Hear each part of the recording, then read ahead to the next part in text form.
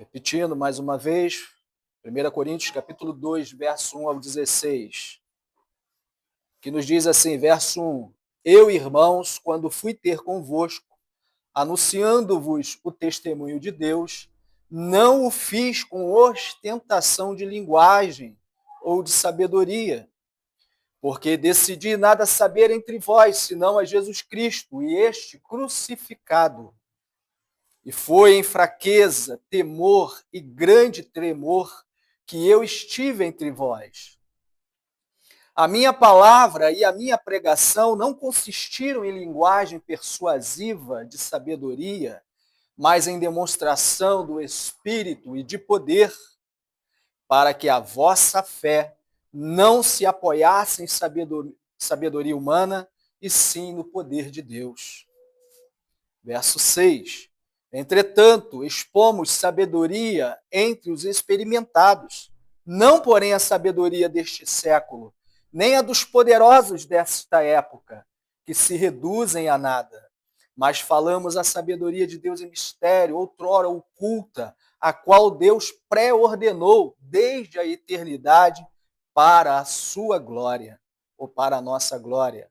Sabedoria essa que nenhum dos poderosos deste século conheceu, porque se a tivessem conhecido, jamais teriam crucificado o Senhor da glória. Mas como está escrito, nem olhos viram, nem ouvidos ouviram, nem jamais penetrou em coração humano o que Deus tem preparado para aqueles que o amam. Mas Deus nolo revelou pelo Espírito, porque o Espírito a todas as coisas perscruta, até mesmo as profundezas de Deus. Porque qual dos homens sabem as coisas do homem, senão o seu próprio Espírito que nele está? Assim também as coisas de Deus. Ninguém as conhece, senão o Espírito de Deus. Ora, nós não temos recebido o Espírito do mundo, e sim o Espírito que vem de Deus, para que conheçamos o que por Deus nos foi dado gratuitamente. Disto também falamos, não em palavras ensinadas pela sabedoria humana, mas ensinadas pelo Espírito, conferindo coisas espirituais com espirituais.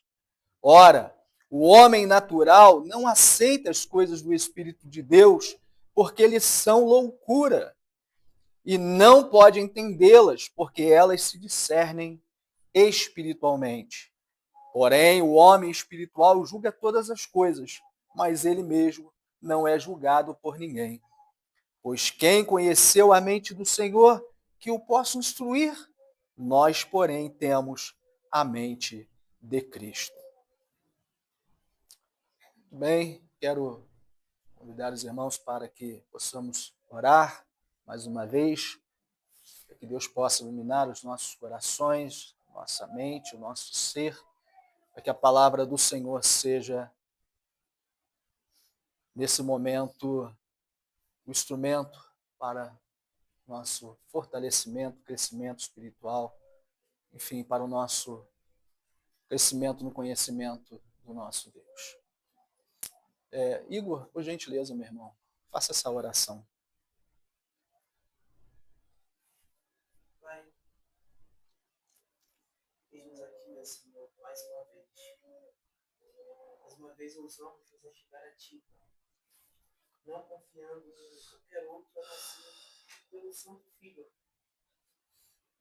Pai, rogamos ao Senhor que disponha ouvidos para que nós possamos ouvir, coração para que possamos entender, e olhos para que possamos ver. Que o Santo Espírito ilumine, ó Senhor, nosso coração, para que nós entendamos, ó Pai, as verdades escritas aqui. Que a parte dele, ó Senhor, tu sabes, que é impossível, Senhor, que entendamos. Pai, o pregador, hoje, ele não fale segundo a sabedoria dele, mas que ele seja instruído e auxiliado pelo Senhor. Amém. Seja sabido que ele foi auxiliado pelo Senhor. Porque também a parte de ti é impossível que ele consiga falar qualquer coisa, né? Assim, pelo Senhor. Então, tem misericórdia de nós. Sim, meu Deus. Nos E ajude, Senhor. ponha-nos, ó Pai, esse privilégio nome santo do amado, rogamos. Sim, Deus.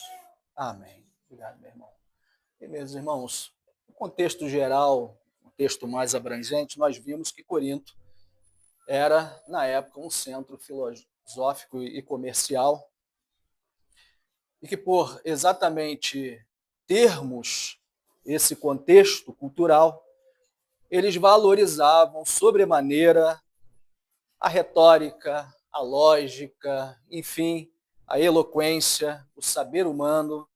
E é importante ressaltar isso aqui, porque nós lemos um texto onde, do começo ao fim, pelo menos os versículos que nós lemos, está enfatizando a questão da sabedoria humana. E desprezavam, exatamente por causa disso, a mensagem da cruz, por julgá-la muito simples, muito pobre, simples demais. E Paulo, então, busca corrigir essa forma de pensar e de cultura que também adentra a igreja. Como nós já vimos, a igreja ela existe para a glória de Deus e para cumprir com o ID do Senhor Jesus Cristo, evangelizando, fazendo discípulos, batizando em nome do Pai, do Filho, do Espírito Santo, enfim, estendendo o reino dos céus, como nós já temos visto e trabalhado nos sermões anteriores. Ela tem que ser luz, ela precisa ser sal, ela precisa influenciar e não ser influenciada. Mas a igreja de Corinto, ela encontra-se nesse momento com uma mentalidade aonde busca medir o evangelho por critérios humanos. Nós já vimos nos sermões anteriores, a igreja estava se estruturando da mesma forma que a cultura naquele momento. O capítulo 1, versículo 18 ao 31, nós vimos que Paulo buscou mostrar que a loucura da cruz, em frente a esta sabedoria humana, é muito superior no entendimento do apóstolo Paulo. E agora, no capítulo 2, do 1 ao 16 que nós lemos, especificamente o texto que nós vamos trabalhar hoje, ele está defendendo a sua forma de compartilhar o evangelho. Diríamos aqui, ele vai fazer uma defesa do seu método apostólico de pregar o evangelho. Não com eloquência, como pensavam os filósofos naquela época, as cidades que eram palco do destilar da filosofia naquela época, não com eloquência ou com retórica, mas no poder do Espírito Santo de Deus, para que, por meio deste evangelho pregado, que é o poder de Deus, da unção do Espírito Santo, os crentes recebessem, pela graça de Deus, a fé e não se apoiassem em homens, de maneira nenhuma, mas em Deus, no Senhor Jesus Cristo. E aí, meus irmãos, a eficácia da pregação, pelo menos de Paulo aqui, não está na sabedoria humana, de maneira nenhuma, mas no poder do Espírito Santo que revela a verdade de Deus em Cristo Jesus. Isso é maravilhoso. De certa forma, vai gerar um desconforto, como nós vimos, para judeus que pediam milagres e comprovações de que Cristo era de fato o Messias prometido, e por isso esperavam sinais miraculosos. Os gregos, que viam a pregação da cruz como fraqueza, como escândalo, esperavam, de certa forma, que a mensagem do evangelho tivesse a estrutura cultural da sua época. E nós vimos que não, essa verdade em Cristo é demonstrada em poder, mas um poder que vem do alto, que é soberano, que é o poder para a salvação. Interessante, meus irmãos, pensarmos a respeito do impacto da pregação do evangelho em vários contextos, e é importante apenas aqui olharmos para o avivamento na Escócia em 1742, quando George Whitefield pregava ao ar livre, milhares, diz a história que milhares de pessoas eram profundamente impactadas. Relatos chegam a dizer que multidões caíam em lágrimas, de joelhos em lágrimas, pela eloquência do pregador. Ou, perdão, não pela eloquência do pregador, embora fosse ele muito habilidoso, mas pelo poder do Espírito Santo, que aplicava a palavra de Deus, que usava a instrumentalidade da palavra de Deus. O que mudou, meus irmãos, nesse sentido da exposição da palavra de Deus em relação à maneira como nós devemos pregar. Na verdade, nada mudou, porque não é por meio da retórica, da oratória, dos argumentos, da exposição, da sabedoria humana, mas sim pela presença marcante de Deus da sua igreja que nós devemos continuar pregando. E a igreja de Corinto estava fascinada, né, com a retórica da época, com o filosofar da época, mas Paulo lembra a igreja que a pregação cristã não é palco para o espetáculo humano.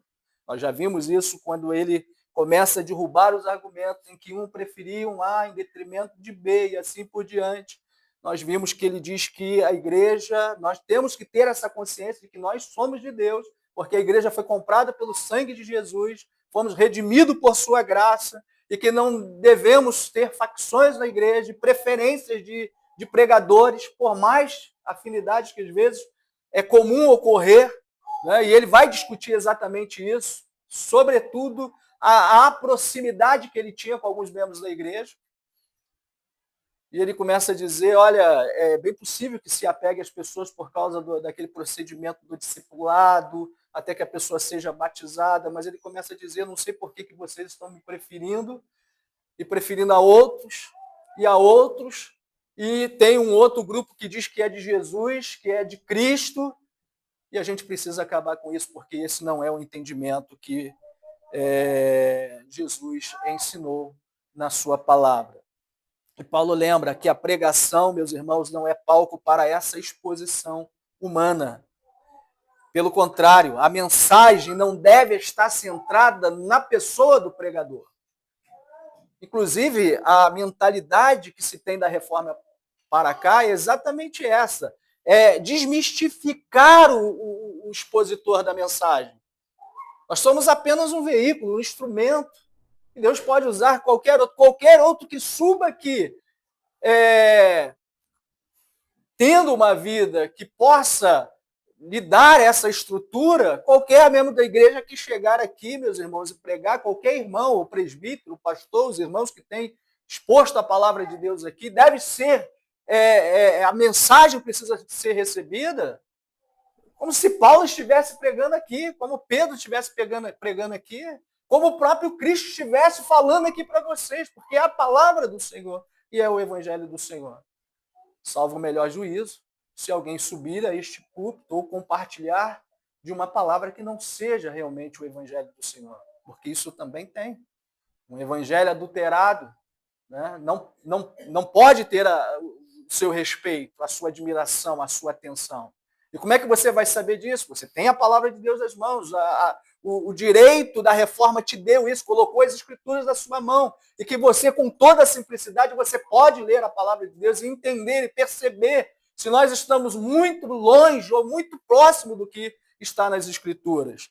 E aí, meus irmãos, a mensagem não pode estar centrada no pregador, mas no Cristo crucificado. Ele é o Senhor.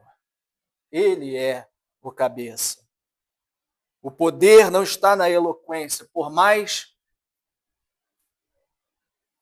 acadêmico que seja a exposição, ou acadêmica que seja a exposição, por mais linda que seja a retórica que alguém use aqui, o poder não está na eloquência, mas na operação do Espírito Santo, que transforma a letra em vida no seu coração e na sua alma.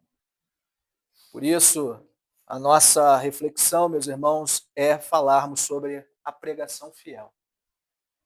A pregação fiel não está na sabedoria humana, mas no poder do Espírito Santo. E para compreender um pouco mais sobre esta verdadeira pregação, Paulo mostra aqui, pelo menos, 3 verdades fundamentais sobre o Evangelho e o Espírito Santo, os quais eu passo a compartilhar com vocês. Como já lemos o texto, vou apenas pensar aqui alguns pontos dentro dos versículos que nós lemos e trabalhar. Primeira coisa, meus irmãos, é o método que Paulo usa, o método da pregação apostólica aqui. Versículos 1 a 11, mantenha aí o texto aberto e vá conferindo, por favor. Versículo 1, excelência de palavra. Não usei excelência de palavra, remetendo-se aqui à oratória sofista, naquele momento, muito em voga, que encantava os coríntios, mas Paulo nega usar este método. Versículo 2, diz ele, decidi, julguei firmemente mostrar com consciência que a minha pregação, ela tem um viés, ela tem uma espinha dorsal, ela se resume, na sua essência, apenas em Cristo e este crucificado. Veja o versículo 3, rapidamente, para fazermos aqui algumas considerações. Diz ele, eu fui em fraqueza, não com postura, com ostentação, confiado no meu intelecto. Pelo contrário, a pregação se fez simples. Mas o verso 4 diz, mas foi uma demonstração de poder no Espírito Santo, que é o que de fato importa. Porque por mais estruturada que seja a exposição, pensamentos, argumentos, nada tem o poder de penetrar no mais profundo do nosso ser. Por mais linda que seja o filosofar, meus irmãos, por mais lindo que seja a arte de falar, nada pode penetrar no coração humano a não ser a própria palavra do Senhor. Eu fui em demonstração do Espírito Santo em poder. Isso mostra que a pregação do Evangelho, comprova que a pregação do Evangelho, meus irmãos, não é efeito do recurso da sabedoria humana, mas a pregação do Evangelho, na unção do Espírito Santo, se faz algo divino, porque é a palavra de Deus que alcança o pecador e leva a compreendermos a palavra do Senhor no sentido mais profundo do que precisa para despertar em nós a fé e fortalecer em nós a sua fé. Paulo está aqui deixando claro que o seu método de pregação, meus irmãos, não se baseia ou se baseou em técnicas humanas. É muito interessante, é muito legal estudar lógica, retórica. Paulo não está aqui menosprezando essas ferramentas, mas ele está dizendo que o evangelho que Jesus nos deu para pregar já tem uma verdade que consiste nela com propósito. E que não é por meio dessas ferramentas, como pensavam a cultura na época, os homens da cultura da época, e que com certeza se pensam hoje ainda, que é possível, né, alcançar a verdade de Deus por meio de outra forma, pela razão, pela ciência, e por tantos outros meios e recursos, por outras pontes que o homem mesmo, na medida do seu próprio esforço, tenta buscar e dar como norte para a sua própria avidez e sede que há na sua própria alma, de conhecer a verdade, de conhecer como as coisas, porque que as coisas são do jeito que são e por que estão do jeito que estão, ou por que não estão do jeito que estão. Enfim, foram sempre essas coisas que mexeram com o intuito do homem de buscar entender a razão e a verdade das coisas. Mas Paulo diz, o meu método não é esse. O meu método não se baseia nas técnicas humanas, portanto, não adianta você buscar um professor para te ensinar a filosofar, a discursar, o que estava muito em voga nesse momento, mas ele diz: eu decidi, estou certo, estou convicto, não apresentar uma outra mensagem além da cruz. Mostrando com isso, meus irmãos, que a sua resolução mostra a centralidade do Evangelho e rejeita, de certa forma, as distrações filosóficas que naquele momento ocorriam. Porque a mensagem, meus irmãos, da cruz é suficiente. A obra redentora de Jesus é suficiente. Nada mais é necessário para se alcançar o objetivo da salvação e do conhecimento da verdade de Deus. Diz ele, a sua fraqueza, realçando aqui a eficácia que não estava nele. O poder não era de Paulo. O poder não foi do academicismo que ele recebeu aos pés dos maiores mestres judeus da sua época. E nem por ter estudado na academia de ar, ou, enfim, qualquer outra escola famosa da época. Pelo contrário, essas coisas na mentalidade do apóstolo Paulo já tinha ficado lá atrás.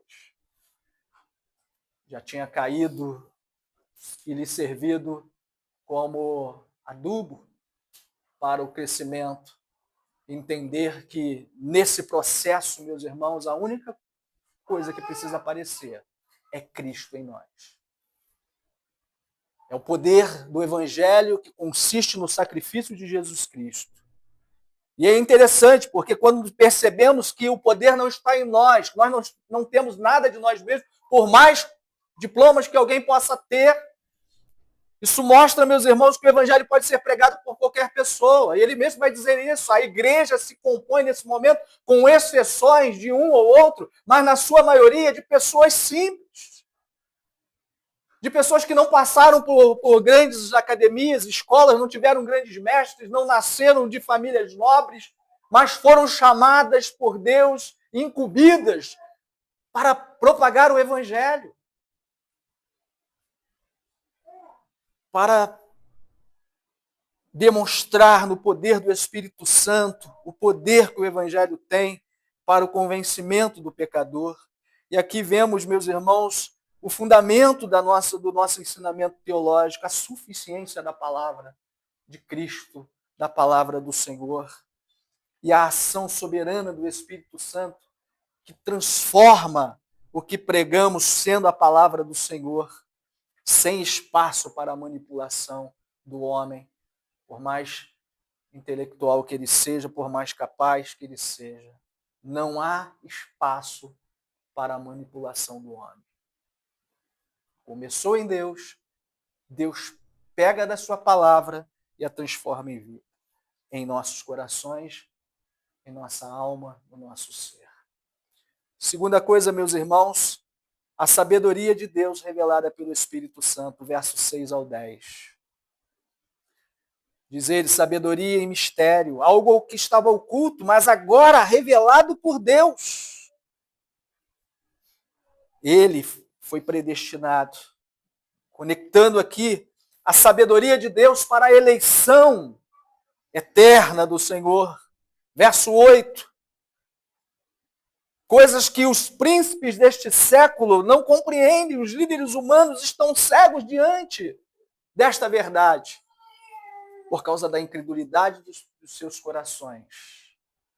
Por mais habilidosos que sejam na retórica, na lógica, no filosofar, ou por mais capazes que sejam nos preceitos, como judeus, da lei de Moisés, na ritualística, na cerimonial da lei, nada disso, meus irmãos, é suficiente para levar ao homem a conversão e conhecer a verdade concernente à sua própria miséria.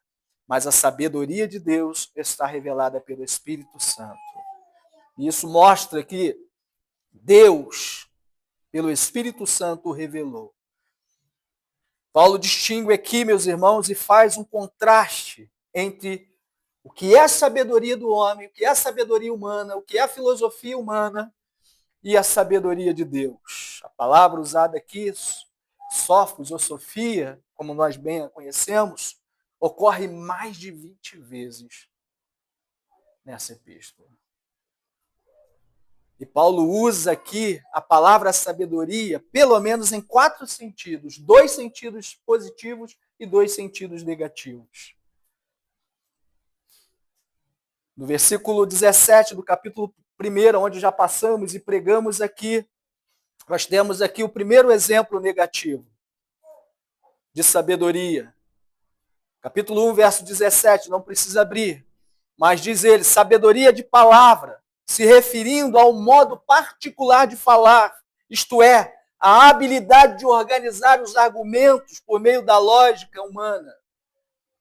Segundo exemplo negativo, em que Paulo usa aqui a palavra sabedoria, está lá no capítulo 1, verso 19, que também já passamos por lá, onde Paulo está descrevendo, mostrando neste versículo, claro, não tanto o modo de falar, mas o modo de pensar, que abrange todo homem no natural das coisas. Porque consiste naquela atitude de pensarmos a vida, como basear a vida no que eu acredito, no que eu desejo, no que eu quero, no que eu posso fazer de projetos e planos para a minha vida. E aí, meus irmãos, em contraste com esses exemplos de sabedoria humana, Paulo fala da sabedoria de Deus também em 2 sentidos, só que agora no sentido positivo. E o primeiro está lá no capítulo 1, verso 21, e no capítulo 2, verso 7, aonde ele diz: o plano da salvação foi determinado pela sabedoria de Deus. Segundo exemplo, sabedoria positiva ao entendimento do apóstolo Paulo, aonde ele apresenta Jesus Cristo como a própria sabedoria divina e, desse modo, a verdadeira substância da nossa salvação. Está lá no capítulo 1, verso 24 e versículo 30. Mas ele diz que este mistério agora foi revelado. Não é inacessível, pelo contrário, para aqueles que têm o Espírito de Deus, foi revelado no tempo certo. No tempo certo do Senhor. Porque Jesus foi predestinado, como ele diz aqui, antes dos séculos, mostrando que o plano da salvação, o plano de redenção, o plano da cruz, estava nos decretos eternos de Deus, como temos estudado através da confissão de fé no nosso Instituto Bíblico, por meio do nosso irmão, na instrumentalidade do nosso irmão, professor Gabriel. E também, como estudamos aqui pela manhã, na classe de novos membros, e tenho certeza que não é diferente nas demais classes. Temos entendido e visto o quanto é importante olharmos para isso, mostrando, meus irmãos, com profundidade e clareza, o plano de redenção, o plano da cruz, que está determinado por Deus desde sempre. Os príncipes deste século, diz ele, não entenderam e não entenderão. Somente se tiverem a mente de Cristo. Se tivesse compreendido, disse Paulo, retoricamente pensando aqui, não teriam jamais crucificado o Senhor da glória, mostrando, meus irmãos, de certa forma, que o homem natural vive a cegueira espiritual. E aí, não dá para pensarmos em outra coisa, não. Que todo homem, no natural, como vimos aqui, está totalmente morto em seus pecados, está totalmente depravado. A revelação, meus irmãos, que vem por meio do Espírito Santo, na instrumentalidade da palavra de Deus, é a única sabedoria suficiente para nos tirar desse estado de cegueira e morte espiritual. E aqui vemos, então, a revelação especial de Deus. Deus, soberanamente, toma, chama, vocaciona os seus eleitos. E por ele foram escolhidos antes dos tempos, como nós lemos, antes da fundação do mundo.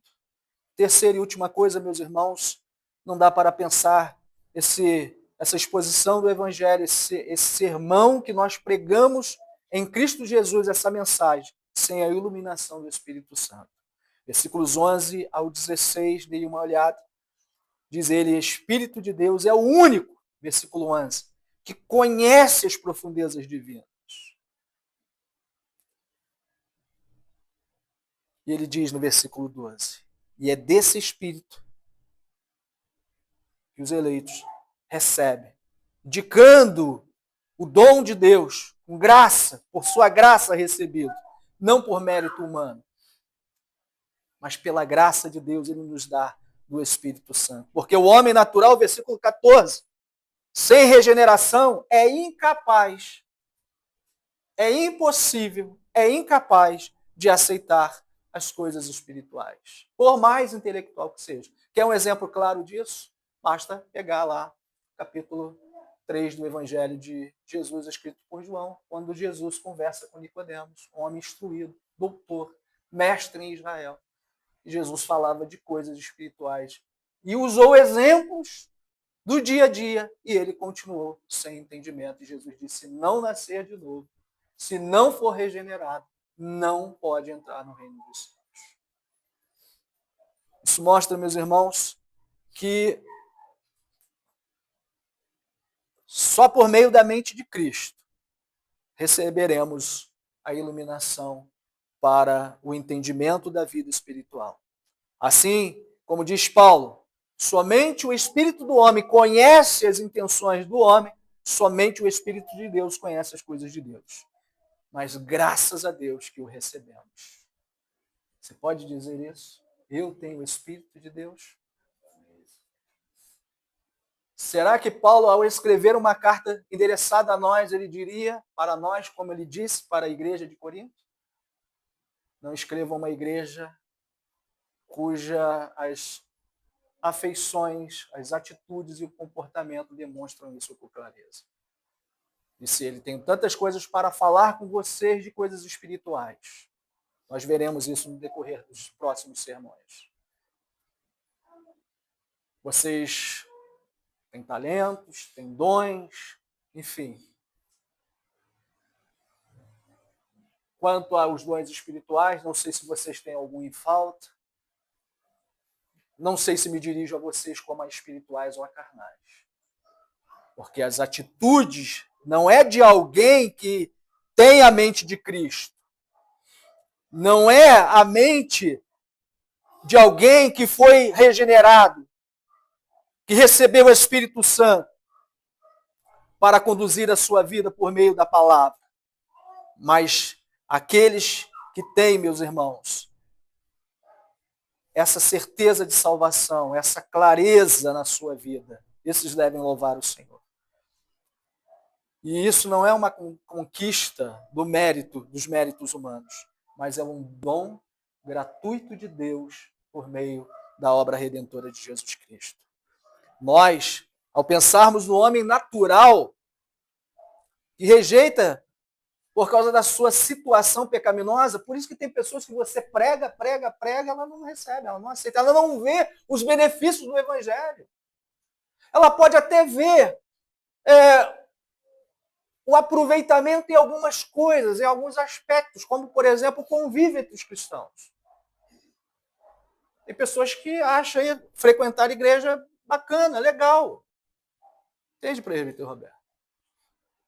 Legal ir à igreja, frequentar, estar no meio dos crentes, eles falam coisas boas, tem uma visão. Mas é somente isso.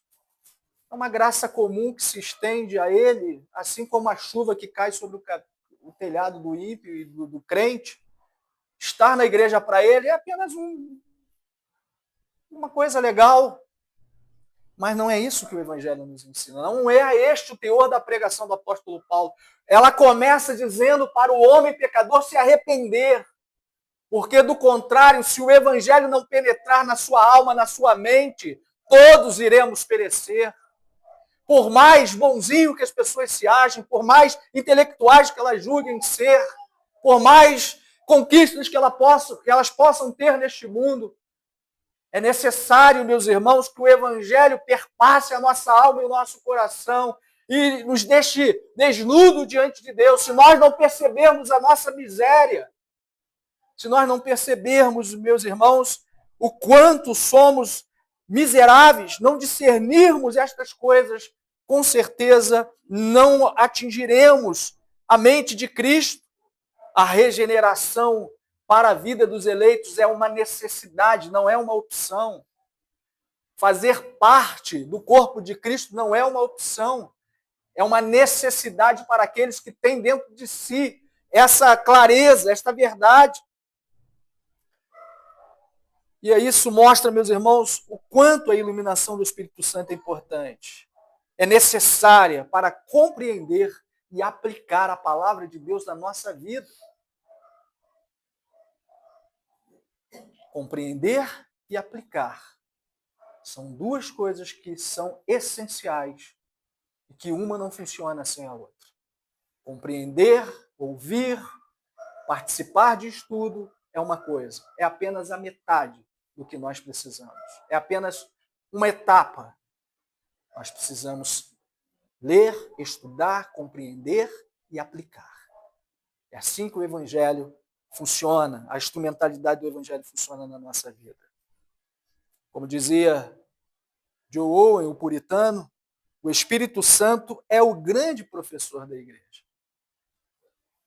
Por mais que nós nos sintamos agraciados por termos pessoas que assumam as nossas classes, por mais agraciados que sejamos por ter pessoas que se empenham no sermão, tenhamos, meus irmãos, uma visão muito maior e muito mais abrangente da vida cristã do que aquela visão mesquinha que muitas vezes nós mantemos. Hoje eu vou na igreja e ouvi um sermão que o pastor Fábio pregou, que o Gabriel pregou, que o Lucas pregou, que o Marcos pregou, que o Igor pregou, que o Joaquim pregou, que o Pedro pregou, que o Juvenil pregou. Não façamos isso, não é essa a compreensão. Saiamos daqui a cada culto, a cada reunião, a cada domingo com a compreensão de que Deus nos falou. Pode sim, na instrumentalidade de cada um, no individual de cada um, mas Deus nos falou por meio da sua palavra.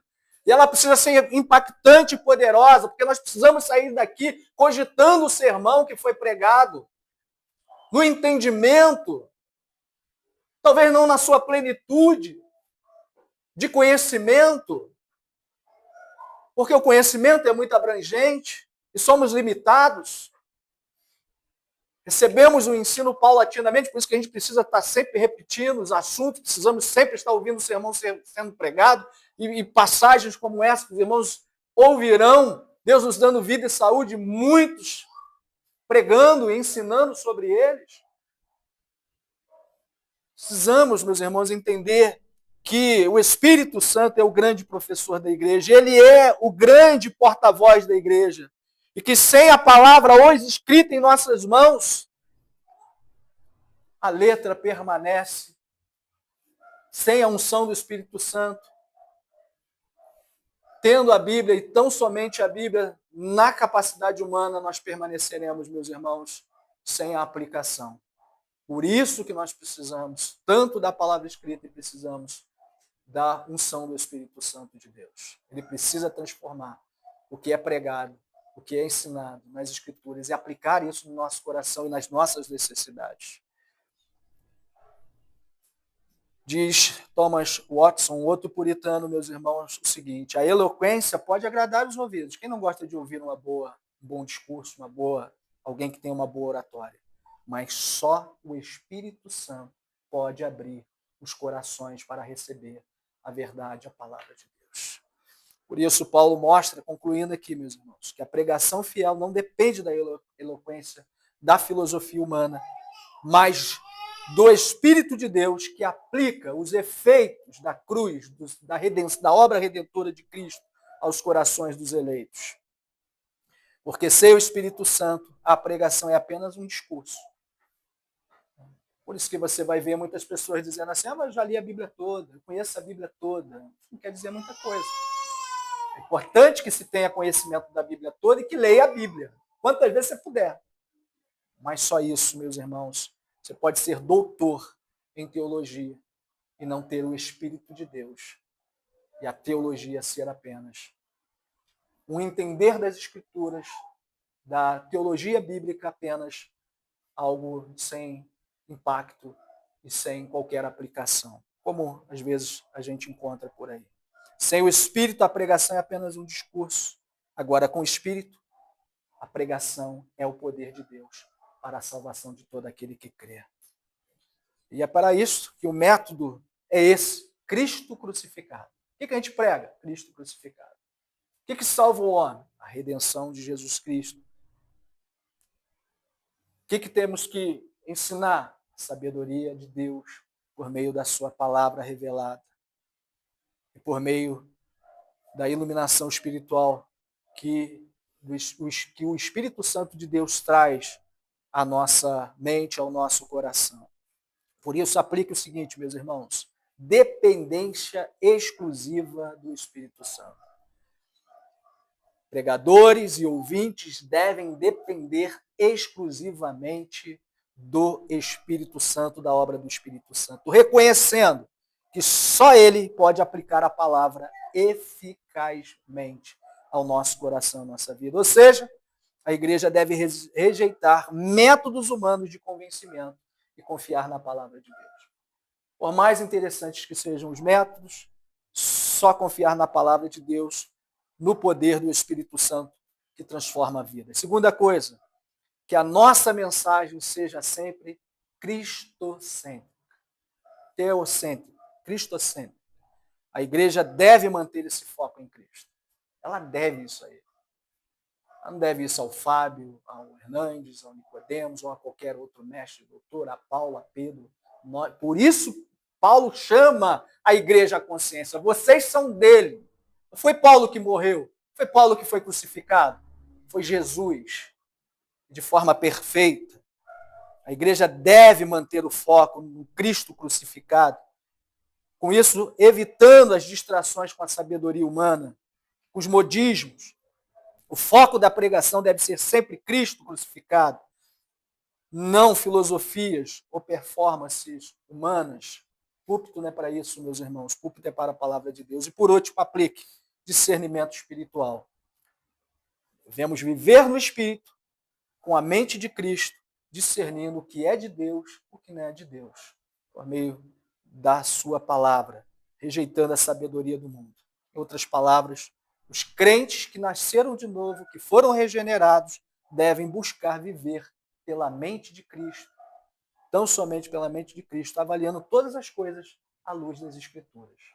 Fugiu a regra das Escrituras, fugiu a palavra, não deve receber a nossa atenção e a nossa estima. Deus abençoe, meus irmãos, que sigamos esse método infalível da pregação do apóstolo Paulo. Deus nos abençoe.